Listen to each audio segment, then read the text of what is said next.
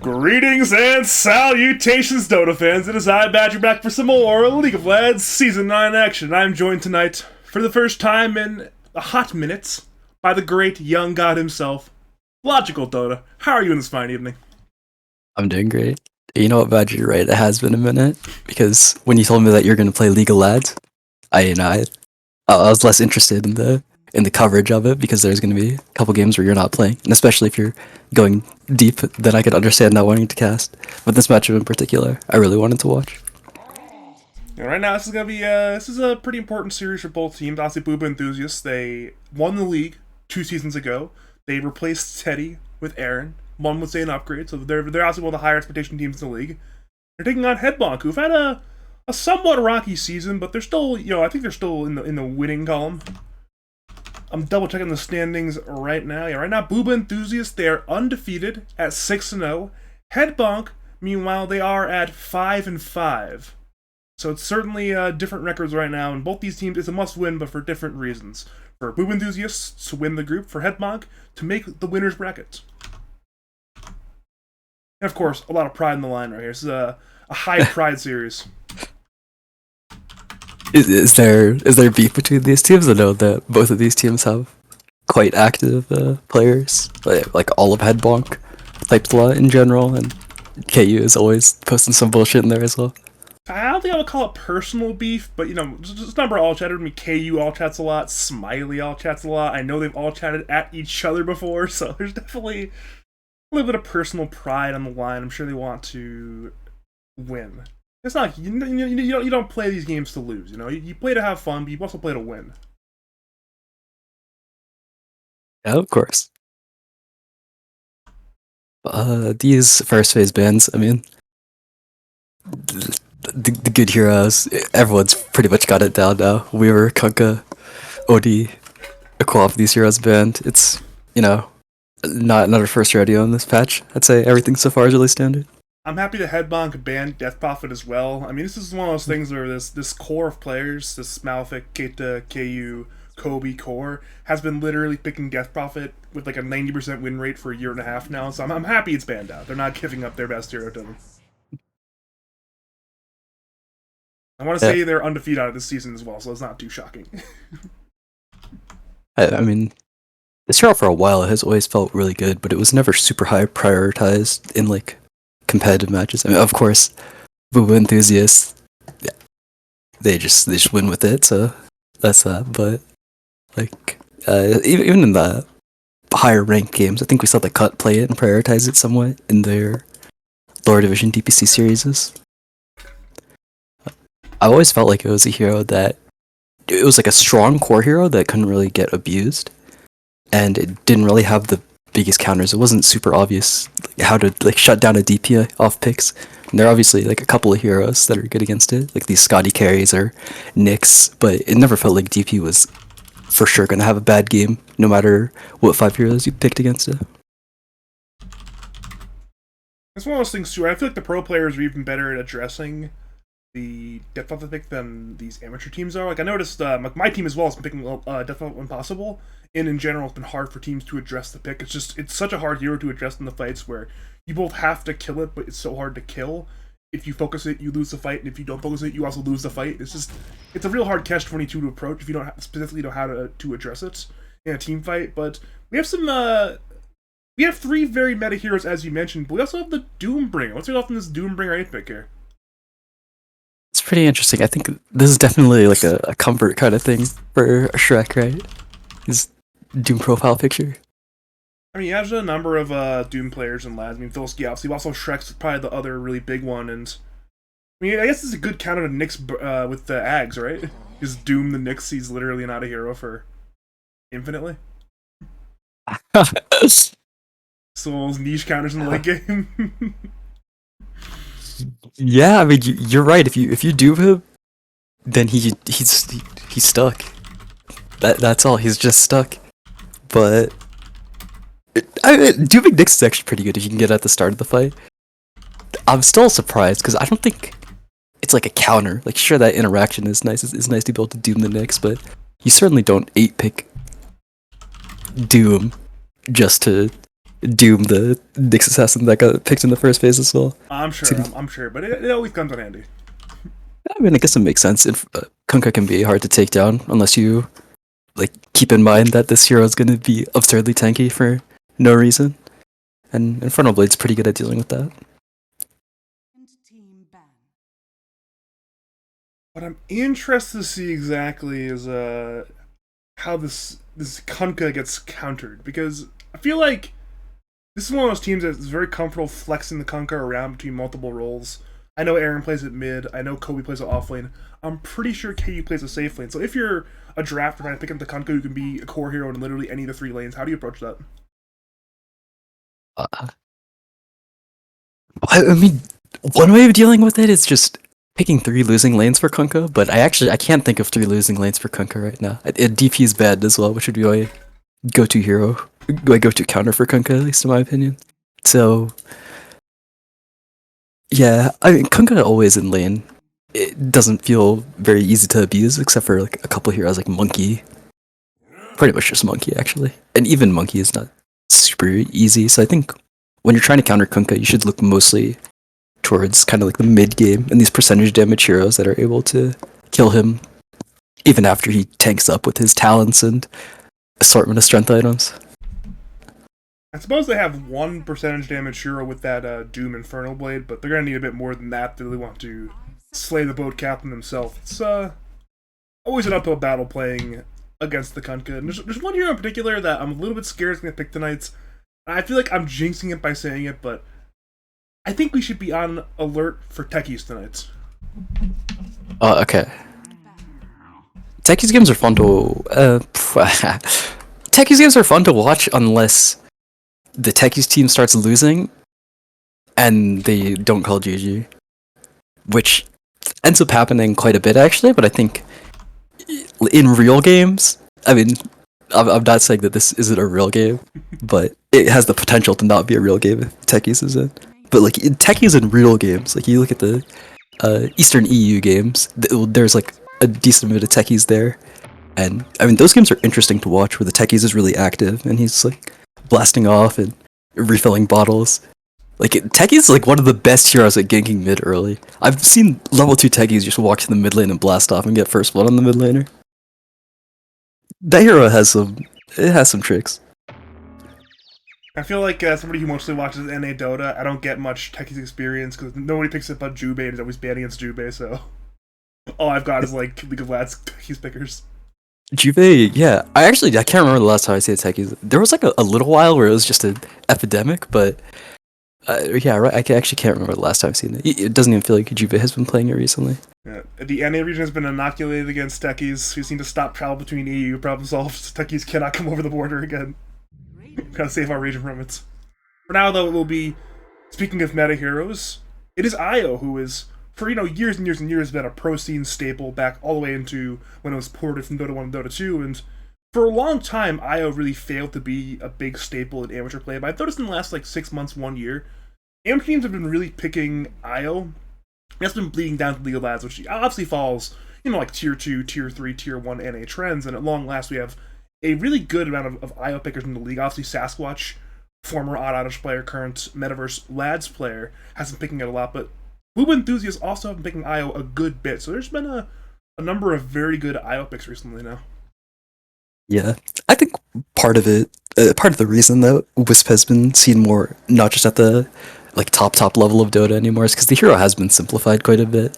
I mean, obviously, if you look a lot of years back, you can look at the overcharge toggle and the spirits and whatnot. But now I think kind of just the theory on playing Wisp is pretty simple. You just go, well, I mean, you don't always go 4-0-4, but pretty much you max tether and then overcharge, and you just kind of play around a core that wants to hit fast and deal some magical damage.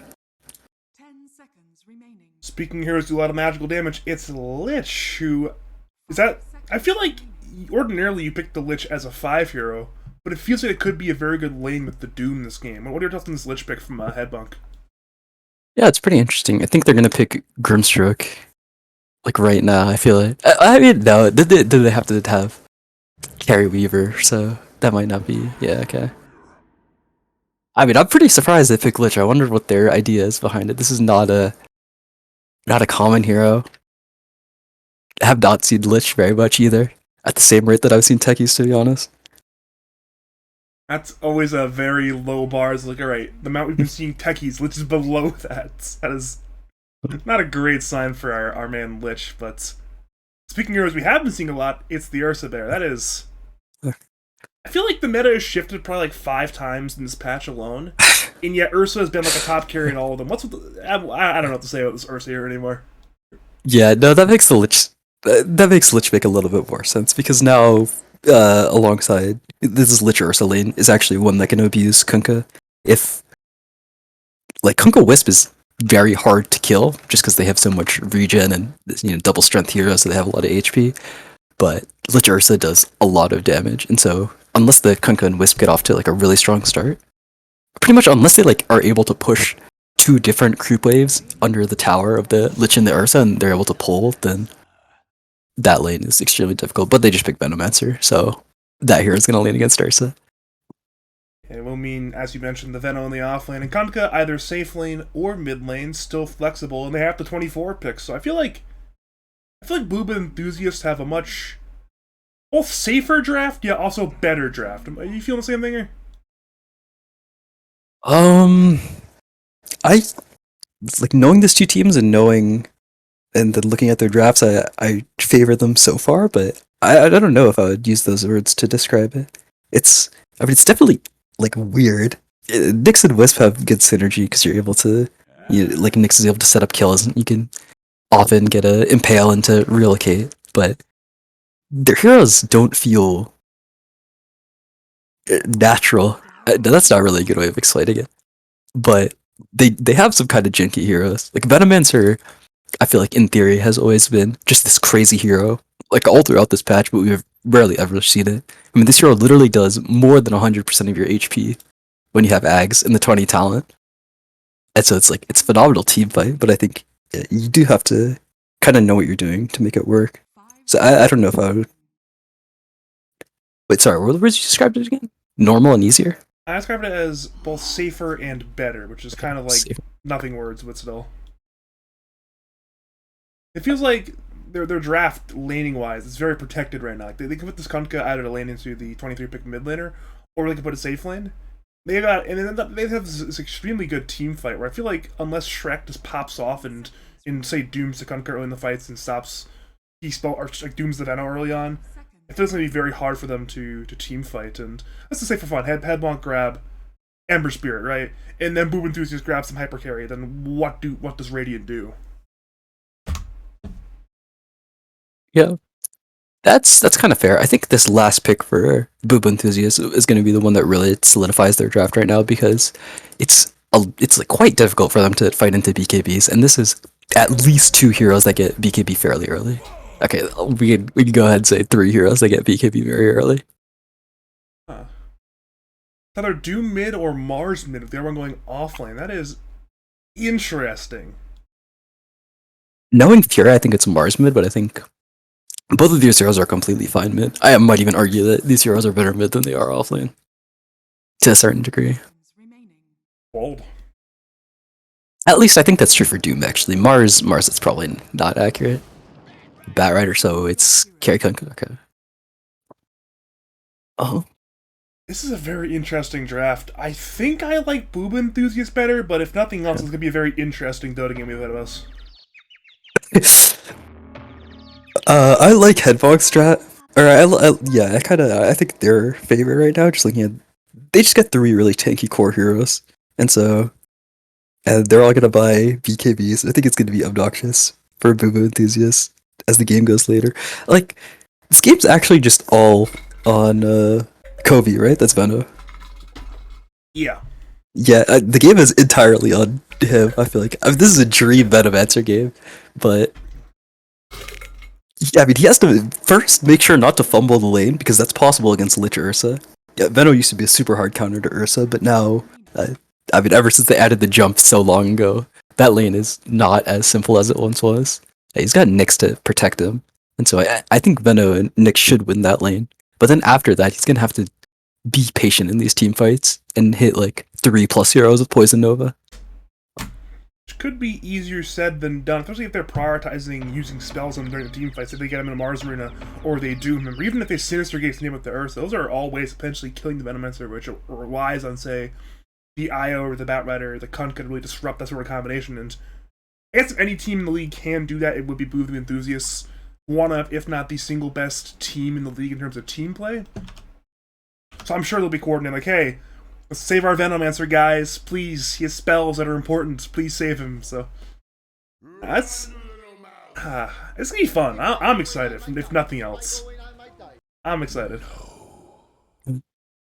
I think this Weaver Eggs could play a very big role in this game. If he's able to farm it, then it's gonna be incredibly strong. It's great against Veno because it just, I mean, you need healing against Veno to deal with this ult. Because yeah, I mean, pretty much the two answers to Veno ulti is you either TP home and then walk back to the fight after it runs out, or you heal through it with like HP regen items and pipe or like satanic. And Weaver Eggs does the latter of two. The two. So, also, it's a save for the last last save. one. I mean, Jimmy J. usually is pretty farmed. Obviously, Ag's a big ass this game, but certainly doable for a player in a like 25-30 minute game in this case. And Isn't it magical, Papa? well, it's going to be a lot of team fighting, if nothing else, which is always fun. If you are just joining us, welcome to game number 1 of Booba Enthusiast taking on Bonk. We see Fury in the all chat addressing my co-caster Logical, apologizing for his premature deaths to Batrider. My name is Badger. I'm joined by the aforementioned Logical. Hopefully we're a pretty good timer. Incredibly based. I think this Weaver will buy eggs. Sorry, I was thinking about that. Yeah, that's pretty funny. I know Fury decently. I've known Fury for a long time, actually. Yeah, when we were both quite bad, like a lot of years ago, maybe like 5 years ago. It's pretty cool to see him. Fury is pretty good now. Not as good as you, but pretty good. Yeah, yeah, he's definitely a solid player. He also is extremely committed, or not like committed, but he's got actually like a very impressive work ethic. He's always in my DM spamming me to play 1v1s, and yeah, otherwise he's always playing pubs, just playing the same heroes every game, which, I mean, I don't know, you could give these like spirit players a lot of flack, because you could call them like boosted or whatever by their, just by playing these spirit heroes in pubs, but he's a grinder. Like, he's just always playing spirit heroes, and I have to respect the amount of time that he puts into it. I can confirm his will to grind in these 1v1 games. He's asking me to do 1v1 bids. That's how much he wants to grind out mid lanes. Like, alright, I've known to play against Badger. Yeah, let's go 1v1 Badger. If you're wondering, he won. Unsurprisingly, but he had the will to grind. That's funny. That makes me think less of Fury, to be honest. This is not the first time this has happened, where it's like, something is good. I'm like, yes, I will interject. Oh wait, my opinion's gone down. What can you do? Speaking of Fury, this mid lane, I think it should be pretty even. It's possible. I mean, it's a lot easier for Mars to fuck it up and die to the bat than it is for the bat to fuck it up and die to the Mars. But I think realistically what's going to happen is both of these players are just going to farm. It's a good day to farm, you know, it's a lot of farming going on, and I'm sure literally every single lane in this game, obviously Doom with the Devour, buying a Midas, Bakunka wants his farm, Ursa wants his farm, everyone's here to farm right now, and we're seeing a bit of brawling in both the side lanes, but nothing really kill-worthy. We're seeing Lich drop low earlier, now it's top lane heroes dropping low, but still, nobody's dying. A lot of attempts, but nothing too serious. They're more prioritizing the last hits than they are any kind of serious kills here. Yeah, a lot of these heroes kind of have really strong level bottom line. It is an attempt. Impale hits on 2, but Ursa has that frost shield, and instead of turn to the Malphite, Malphite goes down. First blood is drawn by Aurora.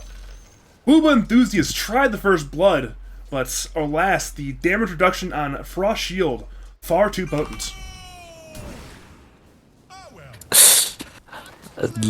So some banter going on. Yeah, I was about to say I think that these lanes are really gonna heat up once they hit level 3, because like pretty much all of these lanes are really strong at level 3. Weaver gets a lot stronger when you have the swarm plus Gemini attack combo, and the Venomancer. Poison sting scaling is like one of the stupidest things. I don't understand. It goes from 6 damage per second to 14 damage per second. It's the high duration. Jesus, that is. I mean, Yeah. I know we've had this conversation probably 13 times, but like heroes that go from like 1 point to 2 points extremely well, Poison Sting's up there actually. We didn't mention it last time we had this conversation, but my lord, that's a lot of damage. It goes from 36 magical damage to 126 magical damage for.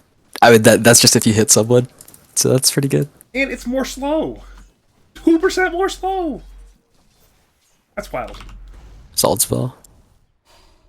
Now that they're level 3, though, I think this lane is going to definitely have more fireworks at least. It's pretty hard to just kind of like chill in this lane and have nothing happen right now if you're Radiant, so onus is kind of on you to make something happen and kill this Venomancer at some point. He already has the boots finished, and so it's a little bit hard to chase him down already, especially through the Gale Slow. Well, top lane Torrent misses on Shrek. There will be no kill up there yet. But bottom lane instead, Frostblast is there onto. In comes Smiley, Frost Shield is there. Shrek dies top lane to KU's Tiebringer. Back to bottom lane. Venomancer will go down to Smiley as he turns to Malefic. Malefic is on the run. Has Impale in 3, but will go down across the map. 2-for-1 trade, but it's Radiant winning in the bot lane, and of course Dire winning in the top lane. Did you see what happened to the top lane? That was really funny. What actually happened in the top lane? I mean, I saw the death, but wait. That was just Kunkka being bullshit. He was at like 130 health, and he was just like kind of playing around the creeps, but he was like trying to play like right outside of Tidebringer range because level 2 Tidebringer, and KU walks up to the range creep and Tidebringers him and he dies. I was pretty sure he was safe, but then he just died, so maybe he wasn't safe. Tidebringer is affected by Spell Amp, I'm pretty sure actually, which is an interesting synergy between these heroes. He's dead though. KU Oh is no. actually not dead. The Torrent hit on the mark. They ran him down for a long time, but I mean, Kunkka, a lot of damage, but also a lot of HP. He's got basically no items, and he's got 1k HP. It's pretty absurd, That honestly. was his Helm to Iron Will came right as they went on him. That was very fortunate. I'm pretty sure getting the Helm of Iron Will as he was taking like the last 2 or 3 hits saved him. Yeah, extra HP bridge and extra armor would do it, and I mean, they really need that kill in the top lane for the Doom and the Weaver, just to help get a little bit of momentum back, and they did not get it. They instead got nothing, and now KU's back to half HP and rapidly rising. I have not looked much at mid lane this game, but it's been interesting. Every time I look over, it's basically Fury running away from Aaron. Like, alright, run away, spear him back, do not get hit by Batrider. Both of them, you mentioned how they both be farming. Both of them are farming. Aaron is a bit behind XP-wise, but it's still relatively even CS, relatively even in the net worth, and nothing too shocking there so far. Freya's playing it pretty well. I think this lane is like slightly Mars favored because Batrider kind of really stinks at level 1 and level 2 now. You really need level 2 Napalm to be a threat, and Mars just has so much utility and so many tricks early on with pushing heroes away with Spear. I mean, God's Rebuke's just a phenomenal ability to press to hit the enemy and the range creep. Oh, DD rune. This is... I think the Batrider might die here. It's actually pretty hard to kill Bat. I'm not... Kobe going down bottom first before the mid action. Actually, perhaps not. Impale's perfect from Malefic. Never mind, one more from long range will bring down Kobe. But you mentioned the DD on Mars, and he has the arena as well, and the rotation from the Weaver. This should be a kill if the abilities are hits. You could fly out of it, so he has to be careful about that. That's what I'm thinking. I'm not sure if you can spear him on the... What? What's Firefly? Actually, it does spear. Okay, Never okay. mind, it works. Surprisingly, now it's Aaron trying to run at Fury with 4 stacks of Napalm, but it's Fury and Baboon instead turning at the Aaron. Lasso hits on Mars. Mars is dropping, as is Bat, but Bat dies to the God's Rebuke. Now in comes Keita, looking to avenge his mid laner. It will not work, though. So it will be 1 death on Aaron, no vengeance, good rotation from Baboon. And we're now at 5-2 in terms of kill score. Okay, actually, I mean, I remember you used to be able to just like fly out of arena with Firefly, but I think they made it. I think you're like not elevated when you click Firefly anymore or something. Actually, I don't know what I'm talking about. I'm pretty sure you can walk over it. I thought you could but too, that's why I'm surprised about it. But if you spear him, then I mean that kind of makes sense. You can't spear Wyvern if I remember correctly, but Bit of an interesting fight bottom lane. Poison Nova's there on both, but Smiley is running at Malefic. Impale hits on Ursa. Now it's Lich being run at by Veno. Veno will kill Lich, but what will be the vengeance? Swarm hits on Kobe. Down goes Nyx Assassin. It's Baboon. Running at Kobe. Veno is low HP. Baboon, though, cannot chase. It is a 1-for-1. Saw a bit of a mistake there by Aurora. Use the Frost Shield on the creep instead of Smiley. Now taking Smiley pops the Enrage, running at Kobe. Kobe is low. In comes Baboon, and down goes Kobe. Double kill for Smiley. Bit of a fascinating fight in the bottom lane. In the end, it is a 2-for-1 trade. and something might happen top it afterwards. I got a funny story about the Ursa versus Venomancer matchup. And that is one dead Doom. X-Mark, Torrent, Boat, Napalm, Dead Shrek. Back to your anecdote. What were you saying? Okay, so a long time ago, the patch that Ignore the next body bot. Ignore the next body. What were you saying? Just ignore the dying. Okay, well, it's a long story, but the patch where neutral items came out like a long ass time ago, I think it was the same patch that Ursa got Earthshock, and there was open qualifiers on that day. Is he dead? He's dead, yeah. It's an hour death on Veno. But what were you saying? Open qualifiers? Open qualifiers for that day, and I played open qualifiers with some of my friends. It's a fantastic ward block from Kobe. Never mind. We'll have to wait in that anecdote. Smiley's being run out by Aaron now. Lasso is up. This could be... Wait, phase boot. Oh, he's phase boots. Yeah. But it's still Gale into Lasso. Enrage is on cooldown. Down goes Ursa. In comes Fury. Goes the Arcane Rune. Arena. It's there only on Veno, but down goes Veno. It's another kill for Headbonk. And now, at long last, your open qualifier story. Okay, so yeah, we're playing open qualifiers, and I can't... No, yeah, I think it was literally round 1. We play against some Ancients and some Divines, and it's like me, Giant, Endur, who's like rank 500, and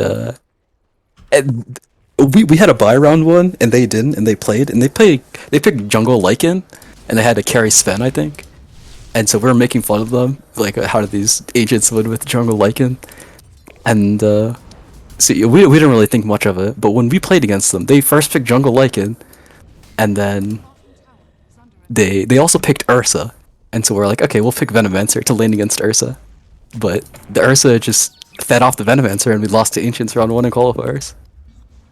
Me and my 7k stack. That's the anecdote, because he just got wolf bit on Ursa and killed everyone. What can you do? What can you do, Booba? I mean, the expectation, of course, would be victory over the last. Sometimes you lose series, and when somebody's right on the other end of upset. Sometimes it feels good. Sometimes to win those. It feels good to win those series. Yeah. I mean, that's just all it does. I learned a valuable lesson. Can't take those Ancients lightly. Well, bottom lane will be a death on Veno, perhaps. Io has relocated, though. Arena hits on 2. Spear hits on Io. Io, Veno, both are stunned. Both of them might go down. Both of them will go down. Kobe and Keita both drop. 1 to Smiley, 1 to Aurora. 11 kills on the board for Headbonk, though the net worth lead is only still 1k. This Venomancer is definitely really struggling, and I can't really blame him. I mean, this lane is extremely volatile. It's definitely hard to not feed against Ursa Lich. Nah. Oh, he buys the book. That's pretty interesting. I guess I agree with that. I mean, it's pretty unfortunate though that because he has this bad lane, he's gonna have to. He can't really buy like core Veno items, if that makes sense. And normally you try to like rush a vessel and you try to get bots, and then eventually you try to buy an Ags when you're near level 20. But it seems like just because of the heroes that he has, because he doesn't really have a like strength core that stuns people, he's gonna need to kind of be in the middle of the fight. Oh, Baboon, dead? Actually, he's not dead. Oh. Malefic tried to stun him, but did not have enough damage to not pop Carapace, but that will eventually be a dead Nyx. It's a 1v4. Nyx, as the one, will drop to the grave. 12 kills now for Headbonk, and I mean, this is we mentioned things in the draft that Headbonk wants to do, and so far I've done a very good job of doing it. Veno, you mentioned I might want to, like, if he was playing a core build, it would be the sort of like travel thing, but he's going for the treads and the halberd, which is a lot more sad than Travel's Vessel. But they will be happy bringing down the Ursa. That's a Lasso, that's a Venomous Gale, that's a dead Smiley. That is a very important counter kill gets. That is certainly a significantly more sad build than he'd like to get. Malefic's in danger again. He just respawned back into the game, but he's being run at by Shrek and Aurora. In comes Aaron, the TP Wessel on cooldown. Doom hits on that. And somehow does not bounce. In comes Relocate, bringing Venno into the fight. Down goes Aaron. Down goes Shrek. Down goes Malefic. And in comes Fury. It's a 3-man arena. It's fantastic. The blink reveal there. And now Keita is low, but he's relocated back to safety for now. KU, Kobe, they're still fighting. Running at Baboon, who's in Mr. Chikuchi. Now it's near on the end of the fight. Both teams have mutually agreed to no longer fight unless Smiley can run in with Fury. Fury has Blink in one, looking for the spear. Spear will not be used. Instead, it'll be the Rebuke into the right clicks, bringing down Koei as Fury. He's to buy a Fairy Fire, I think. Yeah. Barely live? Yeah, nice. Barely live. Yeah, he did buy the Fairy Fire. That was smart. Maybe he could have lived if he didn't do it, but it's never worth to cheap out on that. You always gotta... Yeah, it's just always the correct play. It's 75 gold. And living is just worth a hell of a lot more than 75 gold, both death cost-wise and opportunity cost-wise. I've taken multiple economics courses in college, but I don't need to take them to tell you that the Fairy Fire purchase is worth your life. Yeah, I think that's a philosophy question if your life is worth the money. Also true, but it's not what the economists would tell you. They would put the life cost on the amortization table. Over the top lane, speaking of running at Nyx, once again, is Nyx being run at. Carapace is available. Not used, now used. Both of them are stunned, but Impale's there on too. Aurora tanks tower. She might just die to the tower. He's dead to the tower. Meanwhile, it's Baboon rotating in, looking for Nyx, but Nyx is invis, has Vendetta detection. There's a dust. It's not even used, though. That's a clowny sort of string of events from Headbunk. Might be even losing the Weaver as well. There's a Vendetta. Nyx trying to chase him down. Has Vendetta, has Impale, has a bat on the way. Shikuchi was popped in time, though. So Baboon will survive. Bit of an odd string, but it's only the Lich going down there. Oh, we were finished a vessel, by the way. I'm not sure if I mentioned that, but I was thinking in my head when we were talking about the Ags Weaver. I think it's completely reasonable that Weaver would try to get a vessel ASAP, so might delay his Ags a little bit. Oh. Well, Malefic's been speared with the arena from Fury, but he's been healed up by Keita with his mech and Io heal, and now with Aaron, they look to turn. Timelapse is popped by Weaver with his lasso there on Mars. Mars is low. Mars will go down, and now it's KU and Kobe on the rotation, running at Shrek and Aurora. They see both, and they choose to run at the easier target, the Lich. Smiley is nearby, but Aurora's life probably... Never mind. They back off. They do not want to overextend for the Lich kill. It will be one more kill for Booba Enthusiast, now up to 15-9 kill score. I think maybe that was a little overzealous by Fury there. Just kind of with like having this Doom off lane, and the Dire has heroes that are very hard to run into. Obviously Venomancer, a classic hero that's just able to take over a location by spamming Veno wards there. I think he should play for his own game a little bit more here and try to make sure that he doesn't fall behind in farm, because he is currently the bottom net worth core hero. And he was having a phenomenal game. That was his first death, so this is pretty unfortunate to see. We're getting to the point now where there's very few heroes that have not died yet. It's only the Baboon Weaver and the KU Kunkka. I'm sure if we had to guess, it'd probably be Baboon dying first, but he is a Weaver. Very slippery little bugger. I mean, you say that. I think KU is just like a very good player, so he won't die. But I feel like Kunkka should die before the Weaver, to be honest. Like, that's like kind of reasonable if that was to happen, because Kunkka's like always in there. So I don't know. I think it makes more sense. It's like Strength Hero is going without ever dying, something that you really don't see that often. I think there's a lot of like 20-0 agi heroes that just like win the game. Ooh, good blink from Shrek. You see that blink mid lane? That was fantastic. Yeah. Also, it's also one of those things where KU is one of, if not the single most death-averse player in Lads. He is a real big fan of not dying. And I mean, everyone's a fan of not dying, but he's especially a fan of not dying. Really fight though mid lane. At last it was there on Shrek. In comes Arena and Gaze though, keeping Aaron on the inside. Impale hits on Doom, and it's Keita relocating and healing, bringing Aaron away from the fight. Boat comes in, hitting on Fury and Shrek, but there is no follow-up. Now it's Fury, dying perhaps to the Venomous Gale. It's one dead, being that of Mars, and it will be relocated, bringing Io back into the fight. The fight will be over, but it is Dire coming out ahead. Yeah. Radiant really has to be careful with the way they take these fights, because Dire just has all these heroes with tricks. It's really deceptive as to whether or not the jump will be good. I mean, I guess Dire. I guess it's Dire going on Radiant, but I mean, still, you gotta watch out, because if you ever go on a hero, you have to watch for, like Kunkka spells, AoE stuns to disengage. The Nyx as well. A hero that's able to disengage very well, and then, as we saw there, relocates super strong save. So one thing I think about though is Roshan. When are we thinking about Roshan at this point? I mean, I think already the teams are thinking about it, and they're trying to posture for it so that Radiant can't take it for free. Oh, sorry, what were you saying before that? I'm actually mid lane. It will be a death. Actually, well, you're going to. Actually, he's fine. Never mind. There's no detection. Never mind. Detection not needed. Rebuke from Fury brings down Malefic. And Aaron wants a counter kill. Actually, Flame Break hits on Shrek. Lasso is not up though, so Shrek will get away. And during all that, guess who walks into the Roshan pit? It is Smiley. So this may be a very important team fight. Both teams, obviously, as you mentioned, are set up. Aaron scouts. Smiley is half HP now, and Baboon leads the way. Baboon needs to be a little bit careful. Never mind, he's a Weaver. He's fine.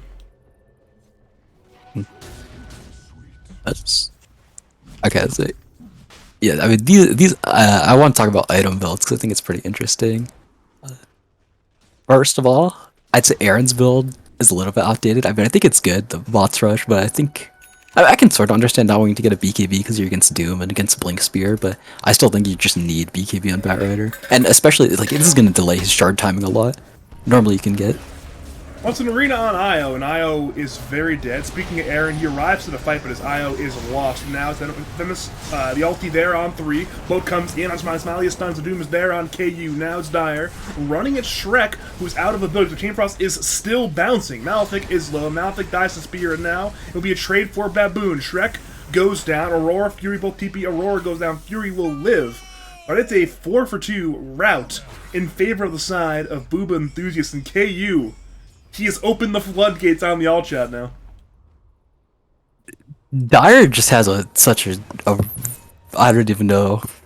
It just kind of I can't explain it. Radiant, when they jump on hero, the hero has to die, and they have to make sure that hero dies because it is impossible to take elongated fights against Venomancer spells, boat buff, and Batrider just clicking his bullshit. You have to get a kill. Like at the start, you have to decisively get a kill at the start of the fight. And I mean, if you're going for one hero, it probably means that you're gonna have to go for one of the supports. And even there, like, Fairy got a pretty decent jump on Wisp, but he'd still just live. Or no, he didn't. He didn't live. But they had to commit so much that the fight ends up being bad anyways. So, yeah, it's like very difficult for Radiant to take fights unless they are able to like catch Dire out of position or something, or like get kills while they're split. The tower just died to the siege unit. It's unfortunate. He should have halberded it. Actually, yeah, he should have halberded. You're right. But alas, no halberd. Okay, speaking of halberds, I like this pickup by Kobe, but I don't like the pickup by KU. I think this item purchase this is soft buying halberd on Carry Kunkka. I think it's probably fine against Ursa. Ursa's probably his only concern right now, like as far as the raiding heroes go. But I think there are a lot of nice items to buy on Kunkka.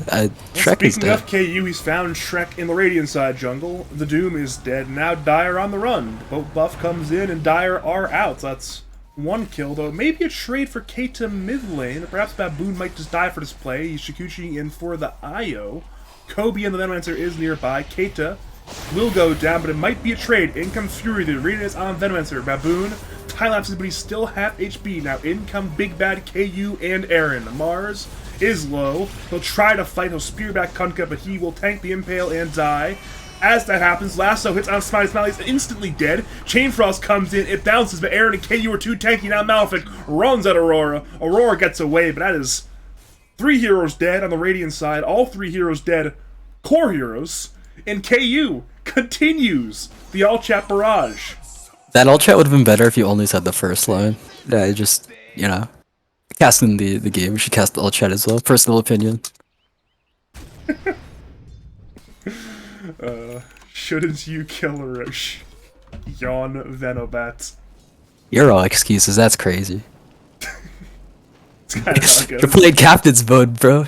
You got 5 bans, 6 bans. That's not enough bans. That's not enough bans, and you know it's. Isn't that I up to mean- 7 bans? Yeah, so okay. Yeah, even more so. I mean, It's also still not he's enough complaining about bans. Venomancer, like. Yeah, bat, you know, 24 big Bat Rider, that's pretty reasonable to complain about. I gotta agree with him on that one. But Veno, like, bro, you got the purge. You got a sick purge. Veno's not a very Smiley's fun hero to coping. play against. And we now see Aurora turning on Malphite with the Sentry Ward Carapace is popped. In comes Swarm, in comes Shrek, in comes Fury. And Malphite gets forced away by his Venomancer. Fantastic force from Kobe. And now it's Dire turning. Time-lapse is forced. Radiant, they run. They used a lot of time and got nothing of value in exchange. As Dire pushed in lanes on the Io and the Kunkka.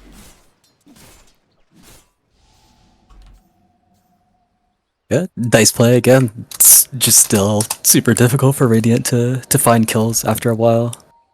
Like they got to like a super strong early start. I think like those first 12 kills that you said, I remember. Radiant was like felt commandingly ahead, but it's super hard for them to find picks. I even gave the And- caveat at the time, though, it's only a 1k net worth lead, which with the Doom is not very high. Yeah, I mean Dire's been like farming really well. They got this double boots of travel, and then the Venom has stayed around the mid lane. I think they've played the map quite nicely. Also, I mentioned how I didn't like Aaron's build that he bought the blink, and I still don't like it. But I like that he bought the shard immediately instead of getting it after the BKB. I think that's really important. When we find Smiley again, he was alone at his tri-camp. Fantastic vision there from the Dire. They bring down the Ursa, and during all that, Radiant were smoked as 4 in the Dire side tri-camp. So this outmaneuvering going on from Booba enthusiasts, and at this point, there's another kill as well. This time's on the Lich. Flame Break. Doom comes in on Bat, but it's an impale there onto Lich is low. Doom will get run down with BKB, but his TP's on cooldown. He'll try to run away, but Dire certainly want to run him down. They instead say, you know what? You don't care enough about Doom. We'll have only Kunkka and Veno run at him, but apparently Kunkka and Veno is enough. X-Mark, Boat, Shrek is dead. Another kill, and they're not even content with that. They're hunting for more kills. They TP bottom lane. Aaron is there, finding Fury. Fury will TP. It will barely... No, it's not in time! Relocate into X-Mark! And now it's Fury. He is in the wrong place at the wrong time. He'll go down 4 kills in rapid succession for the side of Booba enthusiasts. And for the first time in a long time there in the lead kill west. Oh my god, you saying Relocate plus X reminded me of something. The reason that people picked Kunkka Wisp before, in like pro games, or at least like one of the nice synergies between the heroes, is that when you relocate and you go somewhere, you can X your Wisp during the like relocate duration, so he comes back to the area that he relocates, and he doesn't have to stay. He doesn't have to stay stranded in the area that he first pressed the button. It's like super nice if you're trying to like save heroes that are out of position. Like a lot of the times you'll just end up leaving your Wisp stranding just because it's too hard to save him, but you like pretty much never have that issue with the Kunkka. I'm beginning to get very scared for Headbonk. Are you scared too for Headbonk? I mean I've been scared. I don't know. They're outplaying them, and then also like they are in a winning position, I think, or they're ahead at least.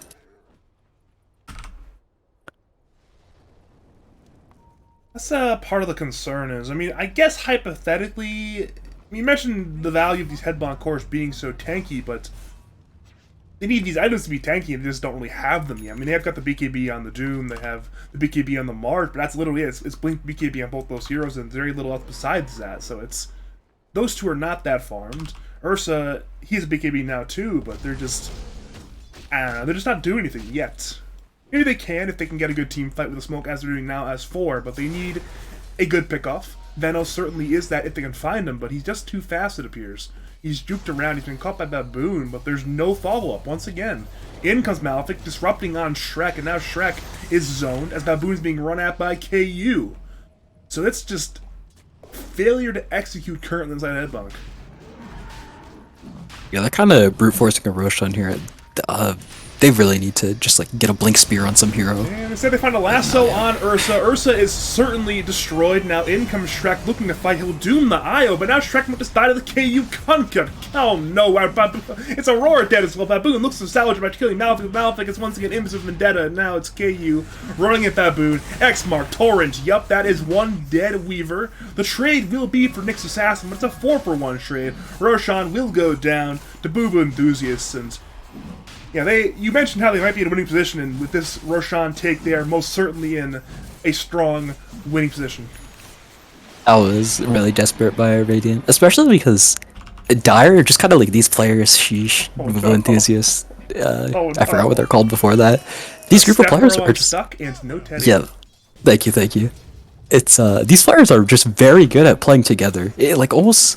They're very good at pretending that one of their players are out of position, and just the rest of them come out of nowhere. And yeah, you have to be super careful. I think you're trying to take a fight against this team, you have to know where the rest of the heroes are if you're trying to get a pick off like that. They're just very good at kind of hiding in places or setting up and baiting heroes. Well, let's see here. I'm trying to figure out at this point what head bonk do. Do you have to like wait out the Aegis? You have to throw bodies, or well, it might just be Fury fighting instead. Arena's there on KU. KU will man fight for now. In comes Shrek. In comes Baboon for the backlines. Relocate is used, bringing KU away from the fights. So now KU is temporarily to the north with his IO, but Radiant are pursuing. They know that at least the IO will be back. So that's one kill if they want to claim it. Aaron is being run up by Shrek, but Aaron is looked away from Shrek back to the IO. IO is being stunned and brought down by Smiley and Fury back to the Weaver. He's hunting for the Batrider. Batrider gets away, though. Hey, you could have X'd him. We were talking about that. He chose not to. Yeah, he chose not to. That's fucked up, if you ask me. A little bit, yeah. This guy's your Wisp partner, 30 minutes of the game, who laned with you, bought sentries for you, you just let him die like that? Disappointed. That's his brother, isn't it, right? I don't entirely know the relationship there. I mean, I'm guessing not, but... Oh, okay. It's possible. It's certainly possible. I'm calling it unlikely, but possible. I'm sure Teddy can... I mean, Teddy's in the Twitch chat right now. He'll confirm one way or the other in 2 minutes. We're seeing for now Lasso there on Shrek. Shrek will once again eventually go down. He can BKB. It will not matter. Or she will matter. Never mind. He gets away. They did not have the Kunkka there. He committed instead of taking the bottom tier 2 tower. So that tower is dead, allowing Dire to grab that shrine eventually. But as all that happens, mid lane, Dire and Radiant have found a scuffle. KU has found an X mark on Baboon, and Baboon will eventually die, it appears. So time lapse, but he's still being run. Achikuchi is used, but Dire are just too fast. And as that happens, Malefic is in the middle of the Radiant side tri-camp, fighting with Lich and Mars. Impale hits on 2, it's Yules on Lich. Lich is being run at TP, but it's canceled the X-Mark and the Torrent from KU. Down goes Aurora on the Lich. And, well, it's just death after death at this point.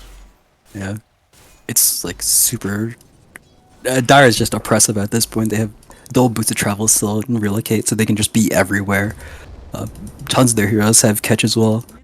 Batrider, obviously, with Lasso, Kunkka, X-Mark, and Nyx.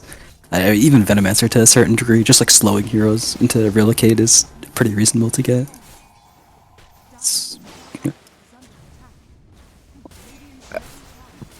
I guess you look at Dire's lineup, like one issue that you might say is they don't really have a tower hitter, but this Kunkka's hitting the tower pretty good with overcharging Assault Heroes. Turns out when you have 22,000 net worth and an IO at minute 31, there's not too much you can't do. T3 goes down. Radiant look to poke a bit. Baboon has been caught. He tie-ups it, but it's right into a torrent. He will survive for now. His swarm. Dire, they scatter, and in comes Shrek, who joins the fight on very low HP. Not quite sure what Shrek was thinking on that one. He goes down. He doomed the bats. And now Dire... They're feeling confident. KU is once again all shot. I don't agree with them. I mean, he's right, but you're not supposed to say it. He's absolutely right. They probably should know. Just try to cut some creeps.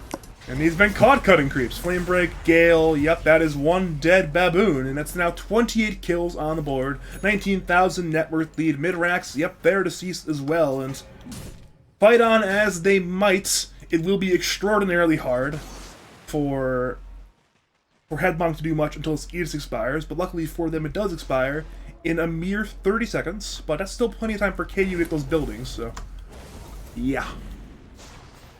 Even after this Aegis expires, fights are still extremely hard for Radiant to take. I mean, at least then it's like possible, just because they got a lot of team fight abilities. So if they're able to somehow like get them on the perfect targets, and maybe they could manage to win a fight. If Dire also messes up, but that's a lot of things have to go right for them to have any chance in this game right now. Aaron bought Ags. I think he should buy an Octarine core. I think this Ag should be an Octarine core, but maybe he might get some cool two-man lasso plays. You might get it right now. In comes Shrek. Shrek is almost instantly dead, actually. Fury blinks in, looking to fight Aaron. That's a two-man lasso on Weaver and Mars. What a fantastic lasso! Baboon, Fury, they're both instantly dead. The Ags paying off instantly. Shrek will die on the side to Keita on the IO. And now it's Smiley, BKB, trying to fight, but it's a 1v5. His Baboon buys back, trying to fight, but he's been caught by Malefic's Yules. Now Smiley, his BKB is expiring. He's being run at. Flame Break, Gale, they'll hit. Smiley will try to fight. It will be futile. He will eventually go down. Another kill for Booba Enthusiast. Baboon gets away, but it's a 5-for-0 trade, and yeah, they know it. They call it the GG, and for game 2, they need to change something significant. That was one very heavy loss out of their favor. You not ping things anymore? Like, is there no like spectator ping where the other spectators can see that? They removed it, I Okay. think a few months ago. Remember that change when they temporarily broke spectator mode for a few weeks? Yeah, Before yeah. TI? Vaguely. I think they removed it with that, because Okay. they pretty much broke it in, like, I think it was, like, August, and they had to refix it, and then when they fixed it, they didn't add a couple things back, including spectator pings. Okay, well, I asked that because, I mean, it was really funny. KU had 19 stacks of Fury Swipe at the end there. Ursa's hitting him for so long, but he still took no damage. That's not a good sign. I mean, that's a lot of Fury Swipe stacks. That's apparently futile. Jeez. That is not ideal if you're a fan of Headbonk. I mean, this is a bit of a beatdown from about minute 13 onwards, something like that. It's a little bit longer than that, more like minute 20 onwards, but it felt like Booba enthusiasts knew their timing. They waited patiently and fought the fights when they could, and then once they won the fights, the game was just kind of broken wide open. Yeah, I think and both of these drafts kind of had their like ups and downs, and Booba enthusiasts just like really knew how to play around the strengths of their draft. I mean, the fights they were taking, it was always just Radiant would go on a hero, and then they'd either have to commit too much to get the hero, or Wisp would just heal them up or relocate them out, and they wouldn't even get the kill. And I mean, yeah, if you're able to kite Radiant like that and draw them in, then the fight's always going to be good for you, and they were able to consistently get that.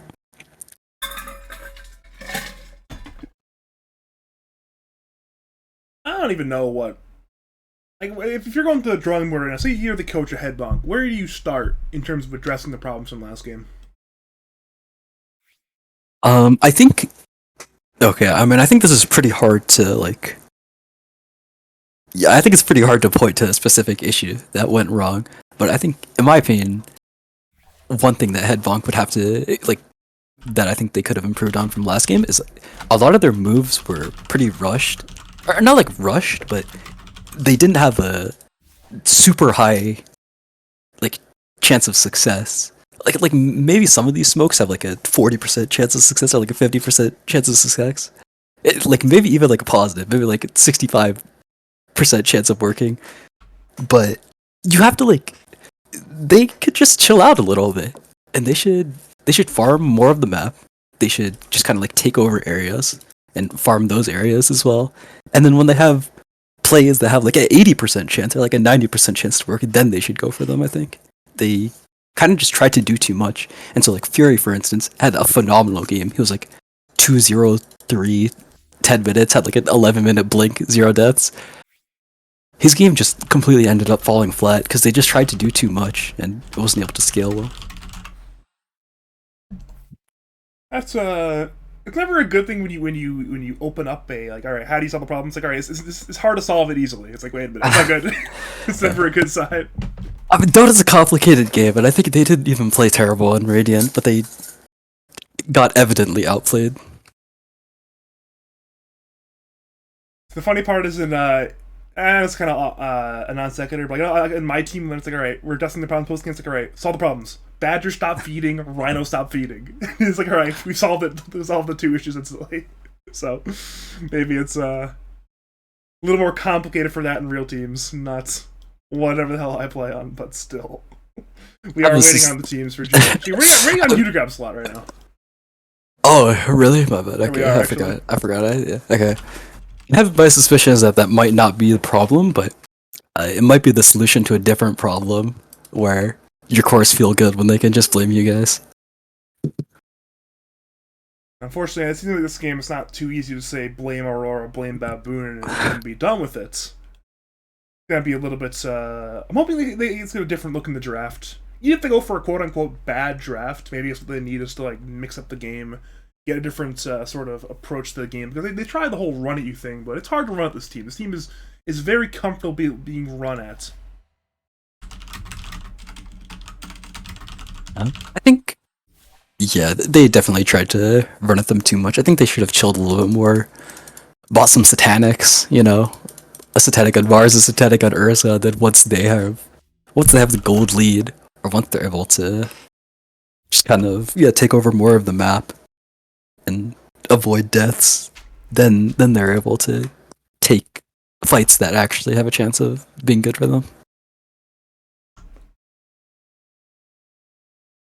And we are now in for Game 2. Booba enthusiasts look to continue their undefeated season. Bonk look to return to 500. And surprise, surprise, guess who's first banned? It's Death Prophets.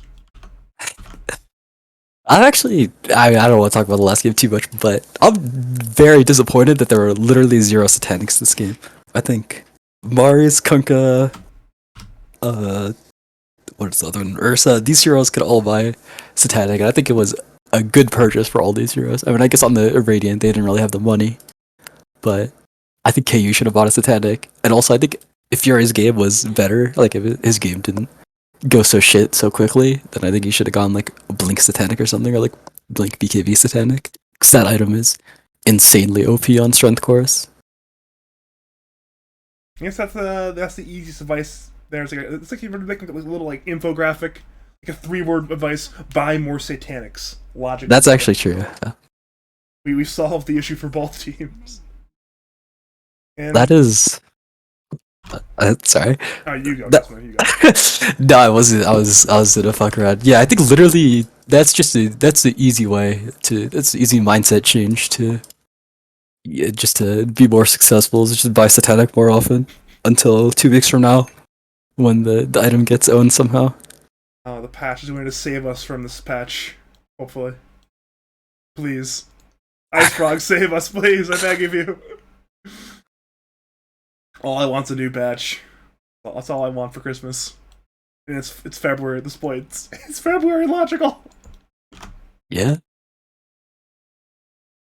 It's pretty crazy that we have so long until the regional shits as well.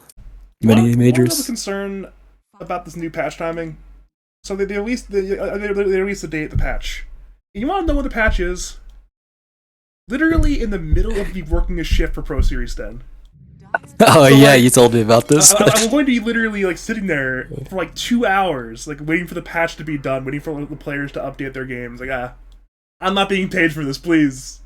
I get paid per game, please. Marcy's gonna get added to captain's mode in the middle of a series. Like, yeah, something bad is gonna happen, I'm sure. I'm 100% sure you're right. I am 1000% sure you're right, actually. So that's what I'm scared of. I am so scared of this.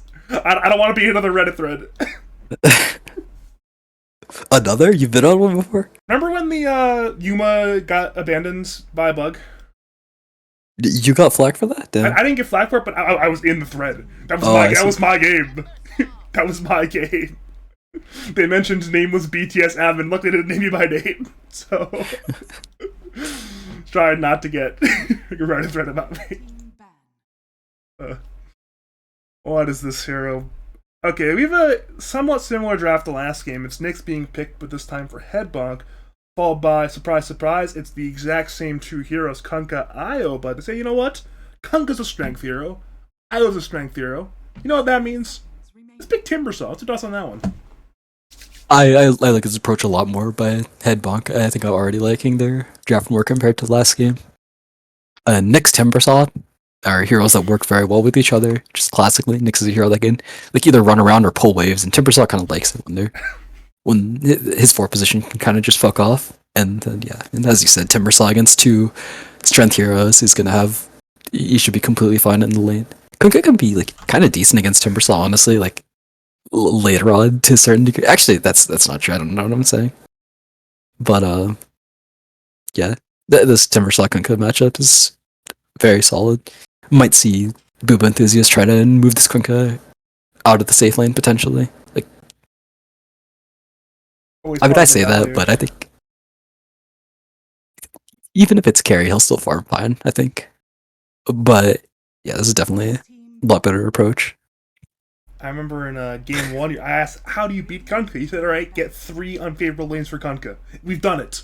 1 unfavorable lane for Kunkka. We just need 2 more somehow. So it's like 4 heroes in the game who could beat Kunkka in lane, and one of them's banned, so somehow, some way, Headbonk need 2 more of them. I mean, a lot of them are getting banned out here. This is like Razor's banned, Ursa's banned. Well then, that's not good for Headbonk. That's the problem with playing this Booba enthusiast team, though, is because they are so good on Death Prophet, you always have to permaban it against them, which means there's always some stupid top meta hero always available. In this case, it's Kunkka. And say for fun, it's like, alright, we ban DP Kunkka. Well, then what? You leave OD in the pool? That doesn't sound very fun. I mean, there's a lot of like very strong heroes I think that are just like kind of in the pool because the like the meta of this series is not the same as like the meta of the tier 1 top professionals. Like Weaver is just completely untouched. No. Yeah, I mean, okay, that's probably the biggest thing. I mean, game 1 it was, I believe, 5 picked. In this game, it's like, you know what? Been completely ignored so far.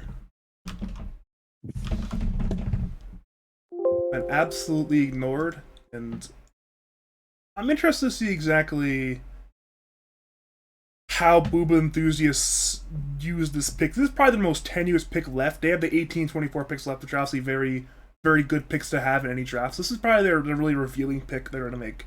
Probably their 4 support pick, if I had to guess.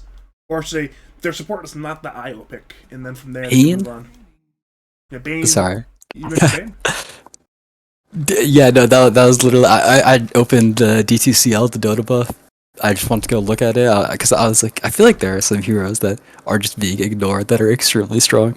Yeah, fucking Bane. Well, speaking of Bane, perfect timing, logical. It's been Bane. I'm so good. No, yeah, that's Bane's really good. I think it's like deceptively, maybe not even deceptively. It's just pretty good against Nyx because killing Nyx can be a headache a lot of the time. So often it can be better to just like sleep him.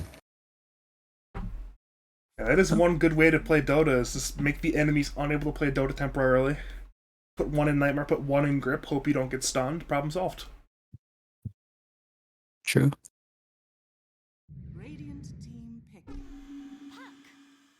Huh. That's a buck. Interesting. Yeah, I like it. I think you kind of know like exactly where all of Radiant's heroes are going, so I wouldn't be surprised if they put this Kunkka mid now. Like Kunkka's pretty. It's pretty hard for Puck to do anything to Kunkka, and it's also very easy to fuck up as Puck and let just like the constant Tidebringer harass kind of make your game bad. If you're able to like dodge Tidebringers and like orb the side camp a little bit, then you can come out of the lane like okay, or you're just like a little bit behind in net worth. But yeah, I think this puck pick, he'll have to make up for it by jumping on the Wisp in the vein every fight because his game won't be super stellar. I was gonna ask about the Kunkka puck lane, where it feels like puck has to be perfectly to even do well in the lane, because eventually you're not gonna dodge something. Whether it's a Tidebringer or even a torrent, eventually something will hit and then it's alright. Well now what? I'm puck, I have low HP and Kunkka is a Kunkka. Doesn't feel very fun. Okay, yeah, and they pick Gyrocopter, so it does look like it's going to be.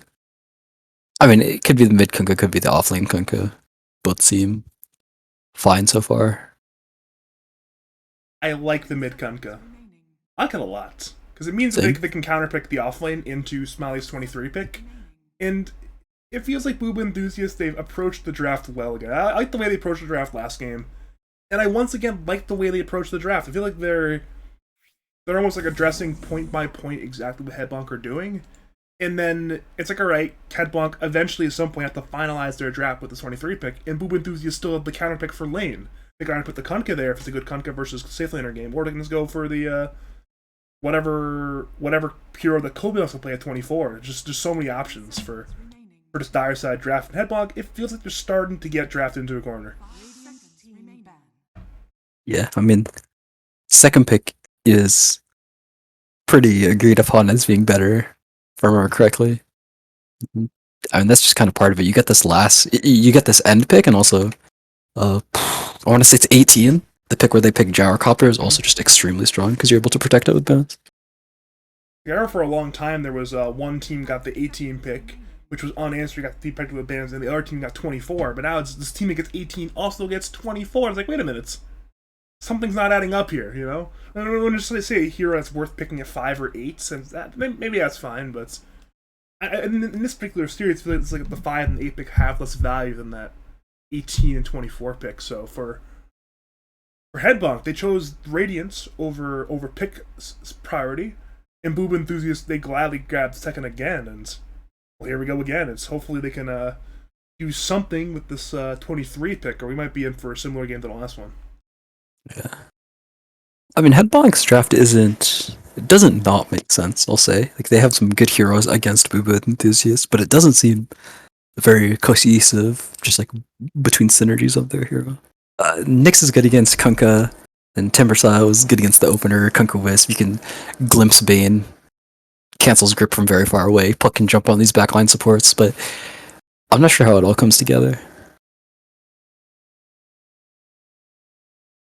Let's see here. That's a Terrorblade. Wait, Terrorblade by Booba Enthusiast. That's might be the first time this team has ever banned Terrorblade.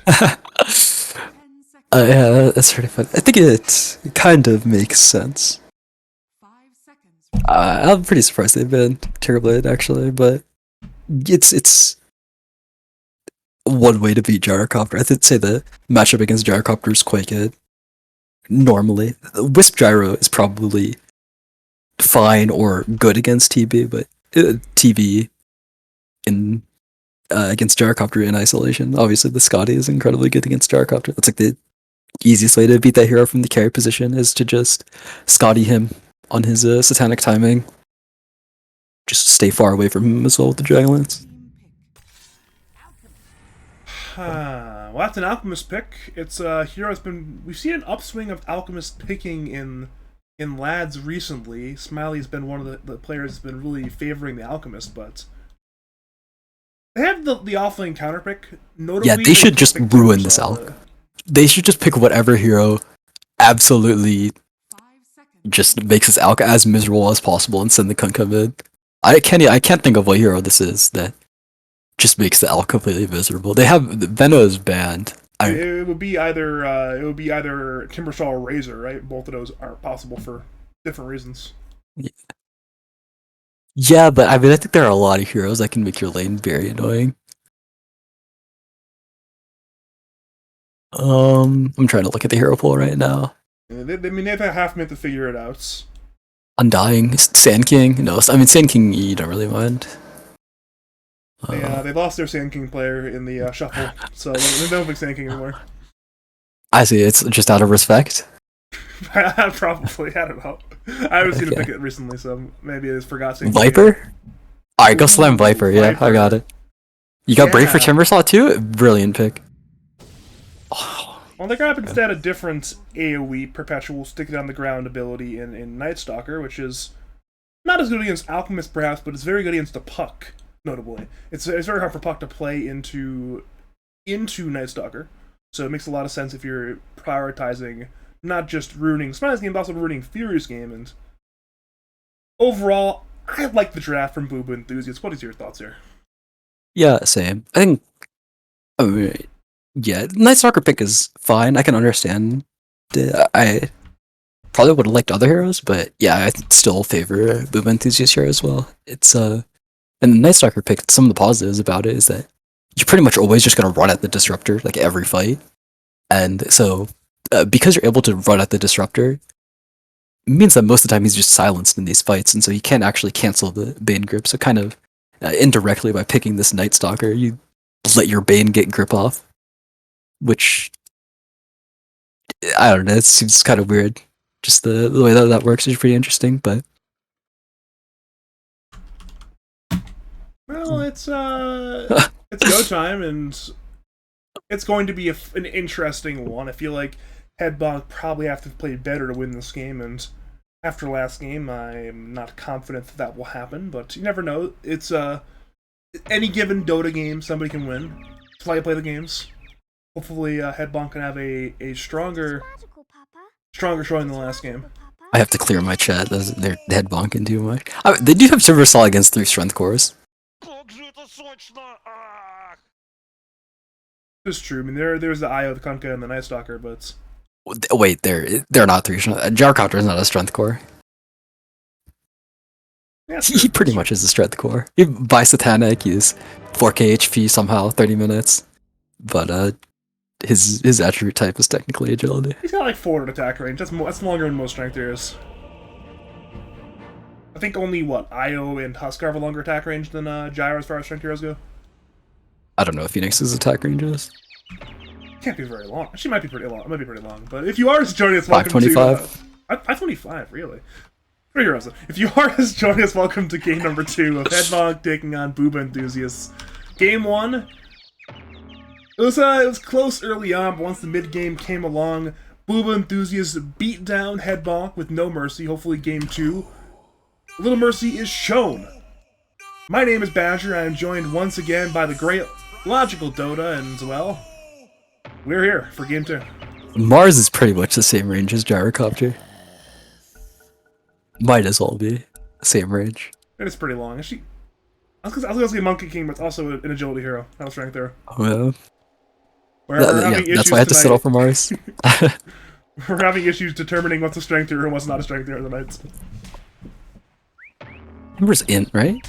No, it's strength as well. Fuck. Yo, we're having a great time tonight. I mean, some of these are hard. Like, you know, Ogre Ogre should be a strength hero, but it's an in hero. Ursa should be a strength hero, but he's an agility hero. Yeah, you know, Ursa isn't I heard that Ursa isn't a strength hero because on release the ult does damage based on your strength, and so the hero would be too fucking insane if you just had good strength growth because you're a strength hero. That was definitely the common wisdom back in the day. Back in the day, yeah, has to be an agility hero. Times have changed, long time ago, but it was the word in the street back in like 2014, 2013. Rune fights. Roki, Heart, Ursa, I remember. That's a real big throwback. Yeah, that's even longer than that. But we are seeing Rune grabbed by Shrek top. Nothing too crazy so far. Just 2 runes apiece, much as one would expect. And we are seeing standard lanes, it appears. We are seeing all the matchups we expected. The Gyro Timbersaw lane, the Puck Kunkka lane, of course that's ever so fun Night Stalker lane. Yeah, actually, I guess I can sort of understand this Night Stalker pick a little bit more because once it hits 5 minutes, then the Alk is going to be sad. So if they're able to deny creeps, Night Stalker 73 base damage hero, So if he's able to like team deny with his Wisp, then Elk could have a bad first 5 minutes of the game, and then afterwards he's also gonna have a bad 5 to 10 minutes of the game. Man, Kunkka is just so tanky. I'm like watching Fury You saw try to that? hit him. This is not working. It's doing 0 damage. I'm like, man, have fun. Yeah, Kunkka 5 armor hero. Puck had slowly gotten his armor chopped down over time, so it's a 1 armor hero. Luckily he's standing under tower right now. That's +3 armor right there. But eventually you have to leave his tower range at some point. Aaron took a bunch of tower hits. Okay, I was gonna say Fury like as soon as Aaron hit level 2, I was gonna say that Fury lost the lane just because the first wave went bad, but Aaron took like 300 damage under tower recreationally. So He's got plenty of HP. He's fine. yeah. Once you get level 4 as well, you just get to go back to full HP. You actually get to go to full HP twice on Kunkka, so it doesn't matter how much you mess up. When you get your bottle, you get to go back to full HP, and then when you hit level 4, you get to XTP back to base and you're full HP. I hate Kunkka. I hate Kunkka so much. I feel like as a mid laner, you have to hate Kunkka too, right? It's gotta be one of those heroes where it's just kind of like a no honor hero, right? No honor. That's a pretty funny way of describing it. But yeah, I mean, laning against Kunkka is quite annoying. I'll say that. I'll definitely say that. Especially over time, because like, I think it's like this current iteration of Kunkka is like, I don't want to say more annoying than Deny Kunkka, but I mean, in certain cases, it is just like more. No, it's not more annoying than Deny Kunkka, but it's a different kind of annoying. Like he just presses Tidebringer, and it does a lot more damage to you than it did back when you could deny with Tidebringer. It's just always fun. Always fun playing the unkillable hero who can do a ton of damage. I'm actually interested to see how Fury approaches the like minute 5 to 10 range. Is it one of those things where like this puck's going to want to farm here? Is he going to want to like gank here? What's the situation with Fury at that point? Yeah, he's just gonna look to farm, and then I think around that time he'll probably just hold his TP as well. It's hard for Kunkka to kill Puck, obviously, so I don't think he'll have to be too worried. He can still probably play around the mid lane.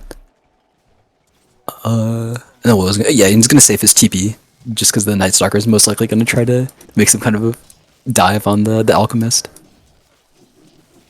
That wouldn't be too shocking. Especially you mentioned level 5 for Night Stalker. That's when it's time to say run it, Smiley, ruin his game, and well, diving that T1 tower bot lane is certainly one way to do it. And good would stop would be that, as you mentioned, hold TP on Puck, rotate, and use coil type stuff. It's been a relatively calm laning phase though. It's 3 minutes and 30 seconds. That's only been any significant kill attempts yet. Top lane we might see one, but with Strek popping that magic stick, Keita will back off. There is no kill attempt still, and eventually there will be one, but First Blood seems not to be on the horizon for a good bit longer. I'm not sure if you saw that, by the way, but at the 3 minute mark, I can't remember the last time I've seen someone stack a camp like that with Torrent. He torrented it at 52, so the like camp walked out of the spawn box. That's crazy. This team is really good at, I don't call it odd stacking. Like, I noticed Malphite was doing it last game with the Impale at the Dire Side Tri-Camp. They're very good at just doing these weird, like, usabilities to stack type thing. Okay. Well, yeah. The thing that I bet is he didn't like torrent stack it like you torrent stack camps. He stacked it normally. He just used torrent to aggro it, which is that's what I mean. Like, they use abilities to aggro for stacking a lot. Like, Malphite loves doing it, Keita loves doing it. Apparently Aaron also loves doing it. It's kind of their thing. Okay. Yeah.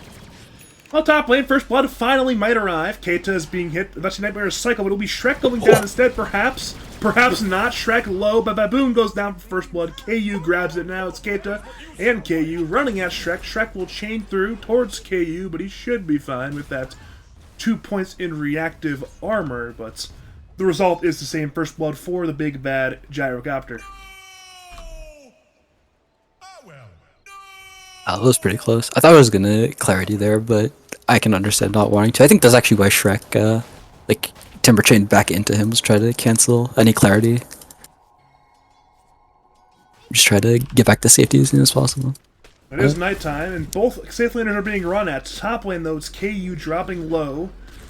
Chain is in, but the damage is slightly lacking. During all, we saw Smiley get run at as well bottom lane, but they also lack the damage. We're now seeing Aaron, who ended up being smoked bottom lane for Smiley. Kobe, Malefic, Aaron, they all will dive. It will be X Mark into boat, into a very stunned Smiley, into a very dead Smiley. The kill going to Kobe on the Night Stalker. As that happens, they now run at Aurora. They're still diving. Dire will glyph to save their wave for a good bit longer. Aurora will juke. Will it be enough, though? Malefic, Kobe, they're both hitting. It's the Void, it's the right click. It is a death on Aurora. Malefic is salved. He will heal Kobe. Kobe should survive. And Kobe will survive, so it's 2 kills for the side of the Dire. And it's a 3-0 kill score. Nice and early. I think the Radiant's gonna really rely on Fury here to like get any kills. Really, it's pretty important. I'd like to see him play for the runes more. Seems like he's going to get a coil kill on at least the puck, or at least the Bane. And Bane certainly is a kill, but I'm sure he wants more than a Bane kill, you know? And Baboon almost even dies to the Bane, even. I mean, Keita will run. Coil is furious for the trees! That's a rare lapse in judgment from Fury. And now Keita walks away. So we saw both mid laners rotate. Aaron's rotation resulted in 2 kills. Fury's resulted in no kills. And, well, that is not good if you're a fan of Headlock. This DD route is here at the 7-minute mark. This is crazy. Normally, I feel like there's just like 4 supports in the mid lane at the 6-minute mark. They're both just going to both water runes. You got like everyone fucking denying it. The offlaner's there too for some reason, but this DD rune is just chilling here. And Aaron's gonna find it. 7. No, never mind. He didn't see it. That's so funny. Well, if Fury gets to the DD bottom lane, Smiley will die on Alpha. What will be the trade? Baboon has arrived. Impale up. Impale's missed by Baboon, and now it's Kobe diving for Aurora. Aurora goes down. It's 2 kills in a rapid succession for Kobe, and they'll die for a 3rd. They want Baboon. Baboon has no spells. Baboon has no. He's a triple kill for Kobe. He's 4-0 on the Night Stalker, and you mentioned DD rune. It's still there. It's literally still there. If he has this DD rune, he can kill the Night Stalker. But I don't think he's gonna be able to kill the Night Stalker. Maybe with TPs actually. Maybe with top Coil lane TP. boat is there on Timbersaw as puck rotates in bottom lane. Shrek goes down back to bottom lane. Coil in the drift in is used by Fury. Down goes Malefic. So it's a 1-for-1. Io and Timbersaw both dying to mid laner rotations, but looking at the overall string of events, it is 4-for-1 in favor of Booba enthusiasts, and it's. I mean, they're playing against the Alec and they're up by 1k gold. That is not a good sign. Yeah, I'll go 4th in net worth here. Not what you want to see. Also, the DD rune timed out. Kobe got this arcane rune that happened at the 8 minutes, but the 6-minute DD rune timed out. That's crazy. I can't remember last time I seen that. Top lane KU is being run at by Shrek and Baboon. They need this kill, but it appears as though they won't get it. Nightmare is used on Timbersaw, cycle to Nyx, and it's chain forward, and the Chakram is missed by Shrek, juked out by KU, with Aaron and Malefic arriving. They will attempt to bring down Baboon or Shrek. Shrek, the target, is a Timbersaw. They lead with X-Mark into Enfeeble, into a missed chain. Torrent hits. Shrek is dropping low, but he's still alive. Now in come Aurora and Fury. Coil, it's not up, but KU is glimpsed and impaled. Down goes Gyrocopter, eventually. Took him a long time, but it's a big kill to grab, and now it's Shrek, missing chain, going forward, looking for the IO tethers over to the Bane. Radiant will pursue. Coil's up in 1 second. It's there on both supports. Ooh. IO stunned. Bane will Nightmare the puck as Radiant run at the IO. Now in comes Kobe, who has Dark Ascension in 25. Void is there, but down goes Bane. Now in comes X-Mark. Torrent, boat on Baboon. He carapaces in time, though. IO will heal as Shrek runs in further. Now Baboon goes down as Dire turn over to Puck. Puck has Jaunt, will jaunt away, but Dire pursues. Shrek chains again and misses again as Dire have 4 heroes now hitting the Timbersaw. Timbersaw will tank the call down. Correction, he'll juke the call down, but he will still go down. Long, drawn-out fight there. Pretty even overall, I believe, but this death on Fury could be a disaster. He has no mana. He has stick, but he's silenced by Night Stalker. He'll go down eventually. That's another kill for the side of Booba enthusiasts, and it's looking good again. It's 5k net worth at 10 minutes on Night Stalker. That's great. I feel like that's like you're having like a really good game on carry. Like you have no deaths on as a carry hero. You haven't really been fucked with. You've been able, like there isn't any time during the lane where you can't see us. You have like 5k net worth then if you're like very efficient. Your stats gyrocopter or something. But he has just gotten so many kills that he has hit the same benchmark that you look for on carries. You think about maybe he is the carry. I mean, Aaron has X Mark and Torrent on Alchemist, who pops the Chemical Rage, but he still will die, perhaps to Kobe. Kobe had the opportunity, but he chose not to kill. He gave the kill to Aaron instead of saying, you know what, my teammates feel too poor, I will give them the kills, make them feel better about themselves. So it's a kill to Aaron now, who's now 1-0 versus Kobe, who's currently 6-0, and it will be another kill set up by Aaron's X Mark into Torrent. Torrent was missed, but it will not matter. That will be a death on Baboon. This time Kobe grabs it. He's now 7-0. Over the top lane, Shrek is trying to perhaps kill Keita, but he's nightmare under that T1 tower top lane. It's a TP in by the Kunkka. Aaron has arrived. It's a grip on Kunkka. Grip into boat. Glimpse cancels the grip, but it will not matter. Shrek is very low, and Tirebringer brings him down. Now KU rises, he's coiled, instantly status stormed by Aurora. Relocate comes in, but it's too late. KU is dead, but in come Kobe and Malphite. Down goes Aurora. Fury tries to run, and it will be futile. X Mark into the hits of Kobe. 8 kills for Night Stalker, and they got the gyro. Perhaps KU played a bit too aggressively there, but it's still a fantastic trade for the side of Booba enthusiasts. Yeah, I'm pretty surprised KU did that, but I think it did get them the 2 kills. I'm not sure if they would have gotten the kills if he didn't get the fucking disruptor to commit like that. It's very rare, I think, that KU is the least farmed core on his team. I was gonna say in the game, because I forgot Timbersaw was a core hero with his net worth, but it's on his team. Do you see that at the track camp, Dire said? There were 3 bounty runes there. There were 3 bounty runes there. Man, I did. If nothing else, it's unique. And now they'll try again for K for top lane. But it's a nightmare on Timbersaw. Baboon is running at the Bane, but they're going to need a bit more damage. And they don't even hit the Bane. Now it's TP's in. It's Night Stalker and Io rotating. Night Stalker is glimpsed away, and now Radiant hope to, at long last, take a good fight. They chakram onto Keita. Nightmare is not cycled quite yet. Vendetta, Impale, but Impale is missed by Baboon. Keita is fine. Now they turn to the IO, but in comes Aaron, X-Mark, Torrent, Boat. They want Shrek. They get Shrek. The trade is for IO now. In comes Fury. Coils there onto Kunkka and Bane are on the inside, and Bane is low. Radiant hit the Bane. Impale hits on the Kunkka. Keita dies. In comes Static Storm. Silence that sucker and Kunkka, but Aurora gave his life for that Static Storm, and now it's Aaron fighting with Fury. Silence comes in. Puck is torrented, and Puck goes down. Triple kill for Aaron. Impales there onto Baboon. He needs to run, and he has no way to run. All he has is Carapace and TP. And actually, never mind, it will not work. So close, but so far. Godlike streak for Kobe on the Night Stalker. 6-0 for Aaron the Kunkka. And it's 19-6 kill score. 4K net worth lead against the Alchemist in minute 13. It's looking real disastrous right now. You know what's bad? When the Night Stalker, it's daytime and he's in the middle of a fight and he just doesn't press ult. Like, he got Dark Ascension halfway through that fight.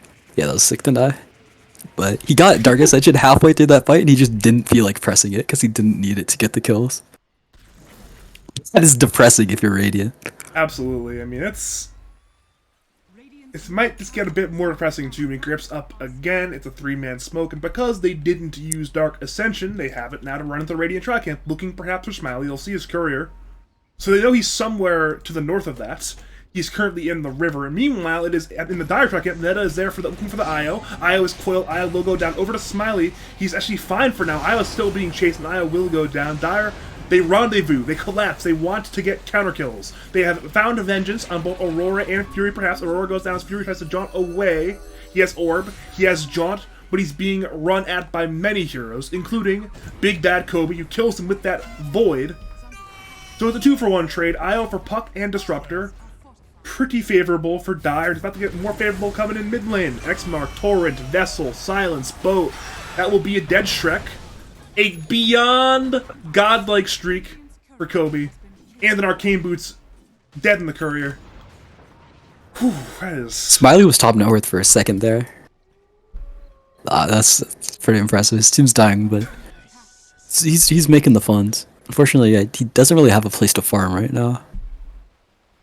It's a very brief second, and I mean, eventually he'll try to get more money. I mean, he's Alchemist, so he should at some point be #1 in net worth, but it's proven difficult when there's, say, these heroes in your tri-camp. killing your Disruptor with a blink on Night Stalker of all things. Yeah, the blink is just a good item on Night Stalker. I get it. It makes sense. Maybe I would have liked if you just got like a BKB or some more damage, but he'll be able to get on top of the puck and the Disruptor every time now. And if you're Puck, I mean, it's gonna be hard for Puck to do much of anything now until it's usually against like a Night Stalker you need like a BKB or something, but at this point he's got Witchblade and nothing else. Even the blink would not save his life at this point, so it's challenging. They're smoking bottom right now. I think KU doesn't die to this at all. He's 2k HP with Ags, and he's got this Possess Fast as well. Well, Smiley has TP'd away top lane as KU gets run out bottom lane, but neither carry dies. You mentioned it, how KU will not die, and he did not die. Relocate comes in, as do the TPs. They run at the Nyx Assassin, who will eventually die. Vendetta's on cooldown, Impale's on cooldown, his life is now on cooldown as well. A 12 kill for Kobe. Over to mid lane, X-Mark, Torrent come in on Shrek. He's being run at by one hero, but luckily for him, he will not die. Over to the Radiant side Tri-Camp, they're pinging frantically, trying to get something done. They have Coil up. They want to get Kobe, perhaps. Kinetic Field is there. Mech pop Coil there onto. In comes Boat. Down goes Aurora. Now we're seeing a grip on Smiley, who's stunned and dead. Fury attempts to get away. Dire run at him, and well, Fury's being run at, has no spells. They're all on cooldown. He has little HP. He'll try to phase shift and orb away, perhaps. But Kobe will still, with that Dark Ascension, bring him down. In comes Shrek, returning to the fight. KU's in the all-chat once again, and he knows it. He knows this game is over. Timbersaw gets run at. Impale, it's somehow missing on everybody. Don't know how that happened. Shrek goes down as they once again dive the tower for Baboon. Baboon gets away, but the result is the same. It's a real dominant engagement win for the side of Booba enthusiasts. Yeah, I thought they were gonna call it when Smiley died there, but looks like we're gonna keep playing for a little bit. I like this item build by Aaron though. I haven't got to mention it, but he just rushed Vessel. I think this build's a little bit outdated on Conca, but in this game, it's really good. Obviously, it's against Alchemist and Timbersaw, two high regen heroes. Aaron just stacked the Radiant Tri-Camp to clear it. That's the point of the game right now. We're Dire is stacking the Radiant Tri-Camp at minute 18 into an Alchemist. Just knowing that they can clear the stacks. That's bad. Well, Blink in from Kobe looking for Aurora. Aurora has the status Storm of Silence, but he has little much more to contribute. His life is forfeit. Radiant run, but they're not fast enough to run down Malefic or Kobe, so it's... I mean, they're there, but there's not much they can do while they're there, so they have to accept that they've used Vendetta and lost Disruptor and to get nothing in exchange. This is the hardest I've seen a Night Stalker own. Well, Shrek will go down mid lane, X-Mark, Torrent, Boat, right clicks, more than enough, down goes Shrek. You know, logical, we're like the navigation crew on a dune vessel. Like, we're on the Titanic, right? And we're the navigation crew. We've hit the iceberg. We know we're going down. We're just trying to, like, log a disaster right now as Aurora, once again, who just respawned, gets dove and brought down by Kobe. He's up to 17 kills now. Like, we are on the doomed vessel. We know it's going to sink. We're like playing the violin. We are hearing the crew saying, women and children first, as Smiley gets gripped from the Dire side jungle. We know this game is over. Everybody knows it's over. Dire knows it's over. Radiant knows it's over. The viewers know it's over. We know it's over. It's more we're waiting for the ship to sink at this point. I like that Dire is just feeding off of them, though. They're not trying to go for any like premature high ground push, because that is your one lose condition. And their heroes are so good at just chasing these heroes and making sure that they can't go on the map. We saw Smiley tried to farm Dire jungle, just got destroyed with Relocate Grip. It's just difficult. Well, speaking of difficults, Shrek has been caught. He tried to draw a penis there, but he couldn't. I saw that. Interesting priorities at this point in the game. It's Shrek being stunned, but he's fine for now. He can be free to draw his penises once again now that he's not dead. He needs to bait the X mark if he wants that. Go for that play. We're seeing an attempt on Keita. Keita is healed by the mech of Malefic, well, Nightmare himself, and he will go down. It's one kill But in comes a two-man boat, in comes Timebreaker, down goes Aurora and Shrek, in comes Smiley, who has Concoction, using it on KU, but in comes Kobe. Dark Ascension is popped, the vessel is there on Alk, Alk is stunned, torrented, and brought down as Kobe runs at Baboon. Baboon impales onto Kobe, but Aaron and KU run at Baboon, and the GG is called. They know it's over. We were hoping for a more close game 2 after game 1, but talk about commentator's curse. That is one of the biggest beatdowns I have ever seen in Lad's history. Yeah. I said I didn't like the nice soccer pick, and he's 17-0-7, 20 minutes. Man, that is... I mean, for Booba enthusiasts, they're up there with Metaverse Esports as the top team in Group C. They clearly hope to win the group. They currently they're the only undefeated team at this point. Metaverse dropped a game to my team actually, but not important. They are the only undefeated team. They're now 8-0. Head Bonk. They had a relatively good start to the season, but they're not at the 5-7. And after a loss like that, they're going to need some bounce back games to really, right the ship. If we're using nautical references still. Metaverse is doing good. I mean, I'm like friends with those players, but I haven't been paying attention. That's cool to hear. Yeah, they're 7-1, I think. Yeah. Kong's a beast, I guess. I mean, Dark's a beast, that's for sure. No, that guy sucks. That guy's really bad. Trust me. Face. This ending scoreboard is pretty depressing. Actually, I don't want to look at it. Fury has 6 kills. I don't know. The Tower's got more kills than 3 of the Radiant heroes. Oh no, you're right. Oh no. I didn't think about that one. That's not good at all, actually. I mean, you mentioned how Alchemist was trying to compete with Nice Talker for net worth supremacy, but at the end he's 4th in net worth. At the end of the game, and it's not even close. Jesus. Yeah, look at this graph. Look at that. There is one instance where Alchemist is top net worth. Actually, it's kind of in the middle. You can see there. Let's highlight that one. Where is? There's Alchemist. Oh yeah, I can see it very, very briefly. It's only one tick. Like a literal fraction of a second. But you know what? It's like a full minute. Actually, the game considers it a minute, so we'll say it's 1 minute to shine. Actually, at minute 6 as well. Actually, minute 6, minute 5. There were 2 points thinking about number 1 net worth, but at this point, Fury's in the chat saying that was painful. You know what? I agree. That was painful, mostly for you, but painful. Yeah.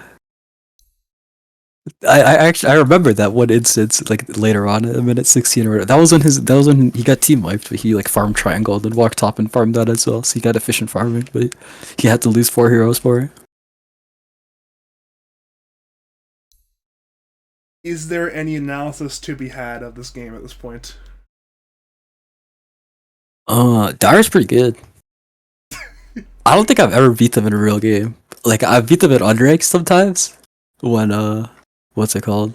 I beat them in unranked sometimes when my stack's better, but yeah, I don't think I've ever beat this team in an official. I mean, yeah, the one season you played of Lads, they won. They were the very strong team, so yeah, makes sense. We got owned by them. I think I had to play offlane 2 games or something. No, that's not true. I played offlane 1 of the games, but yeah, I beat KT and Aaron when they were on the Burnsiders. I think I have a very positive win rate against the Burnsiders, but yeah. I don't know. What do you even call this group of players? KU stack? I don't know. I just call them whatever comes to mind at the time, because okay.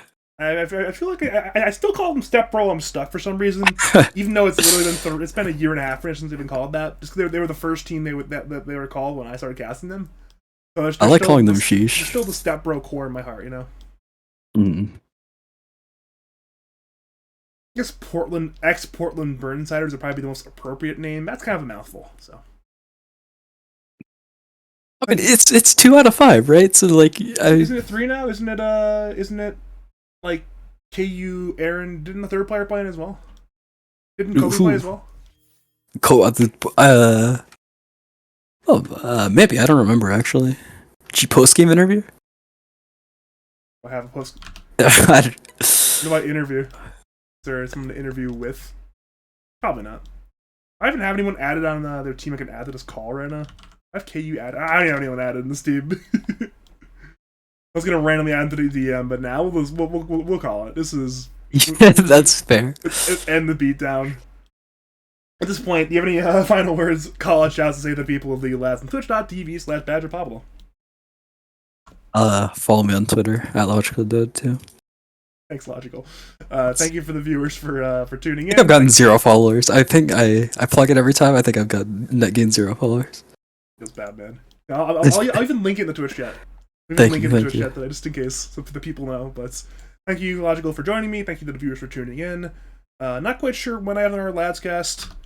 I'm going to be very busy with BTS for the next 4 weeks, so not quite sure when I'll be back, but I assure you, I will be back. If you want me to cast your games, cast your tournaments, though, contact me on Discord, badger5713, or twitter.com/badgerdota2, or if you want to hire me and Logical to cast your pro tournaments, contact me at those same spots.